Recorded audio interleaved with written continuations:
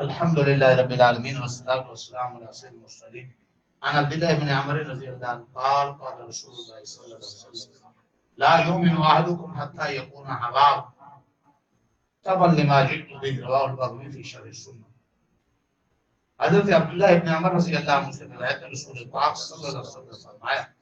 تم میں سے کوئی شخص مومن نہیں ہو سکتا جب تک اس کے نفس کے یعنی جی کی خواہشات میری لائی ہوئی ہدایت کے دین کے تابع نہ ہو جائے. مطلب یہ ہے کہ حقیقی ایمان جب ہی حاصل ہو سکتا ہے اور ایمانی برکات تبھی نصیب ہو سکتی ہیں کہ آدمی کے نفسی میلانات اور اس کے جی کی چاہتے کلی طور پر ہدایات نبوی کے تابع اور ماتحت ہو جائے.